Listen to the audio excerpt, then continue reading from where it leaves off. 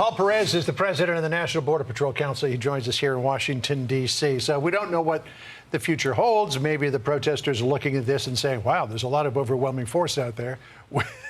Maybe it doesn't behoove us to get out there. But I wanted to put up this video. We were talking about this just a moment ago. This is this person, this protester, throwing chunks of rock or broken up sidewalk or curb or whatever. And a lot of these are Border Patrol cars that are going by, Border Patrol SUVs. And we talk about the potential for injury. I mean, you're throwing what could be a deadly projectile at these officers, and you said that there's been an injury. Yeah, there has. And this gentleman will be in custody, this scumbag, I should say. Now, would we call him a gentleman? Yeah, no, absolutely not. This scumbag will be in custody very soon. Look, the president sent the not messing around crew out there to get back law and order in Los Angeles because politics are playing a role. The mayor, the governor, they're not willing to do the job. So the president has to step up because he's not going to allow Los Angeles or any other city in the country to burn like any Democrat would allow it to burn. So we're out there. Our agents are on the ground. We're going to do the job to secure that city. Yeah, I mean, we remember back in the early 1990s when President George H.W. Bush dispatched the National Guard during the Rodney King riots to help put down the violence in the city and stop the entire place from burning down. Pete Hegseth this morning at the House Appropriations Committee defended the use of the National Guard. This is what he said. You asked about the situation in Los Angeles, and we believe ICE agents should be allowed to be safe in doing their operations, and we have deployed National Guard and the Marines to protect them in the execution of their duties, because we ought to be able to enforce immigration law in this country, unlike what Governor Walz did in 2020.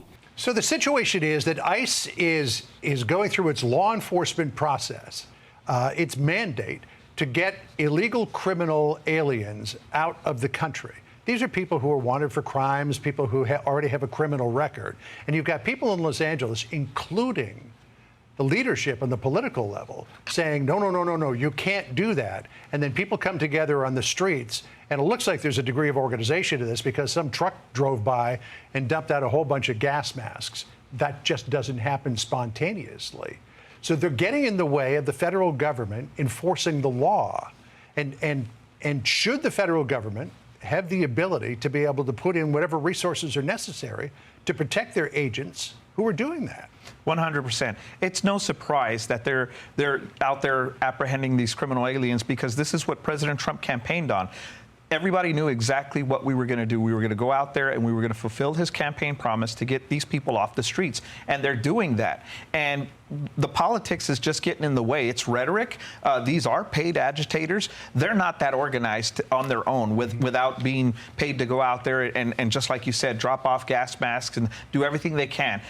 That's not something that low-life criminals just do. This is something that they're doing as a paid agitator, and they're going to pay for it. So our officers are out there enforcing the laws that Congress has put in place. So these Democrats, they have a duty, if they don't like the laws, change them. But they won't because they want to continue this problem. They know that President Trump's not messing around. He's going to clean up the streets. He's going to take care of the border. He's going to take care of the interior, just like he said he was going to do. And he's doing it. Right. So there are a lot of people, Mayor Karen Bass included, who think that this could be part of potentially a larger operation. One of the ladies of The View also saw it that way. Listen to this here.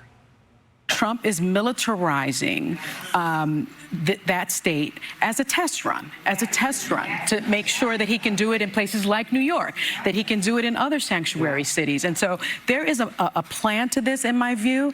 And I really think that there's no question that the LAPD, that has 9,000 police officers, could have handled this quite well. Although, what did the LAPD police chief say? He said they were overwhelmed. And, you know, we know the officers on the ground, they welcome the support from federal law enforcement, from the National Guard, because that's the only way they're going to take back the city, because these guys, if left alone, would completely destroy Los Angeles like they have in the past. They need us out there, and we're going to be out there. And I mean, in terms of this potentially happening in other cities, if federal law enforcement officers are put at risk, regardless of where they are, whether it be L.A. or Chicago, Kansas City, or New York, or wherever, you would think that the federal government would have their back to protect life and limb. 100%. And this isn't the end of it. This is only the start. You know, they're going to be in cities that we know there are criminal aliens all over the country. President Biden allowed millions of people to come into the country unvetted. And these are a lot of those that are out there committing crimes that we're going after. We're going to remove them. I mean, ultimately, is the Democratic goal here to stop ICE from doing what it's doing? Yes, absolutely. Obstructionists. That's what they want to do. They don't want us to enforce the law. They don't want us to go out and round up these criminal aliens that are committing crimes in these communities, but we're going to do it. Paul, great to see you. Thank you for dropping by. Thank you. Kicking us off. Appreciate it. Hey everyone, I'm Emily Campagno. Catch me and my co-hosts Harris Faulkner and Kaylee McEnany on Outnumbered every weekday at 12 p.m. Eastern, or set your DVR. Also, don't forget to subscribe to the Fox News YouTube page for daily highlights.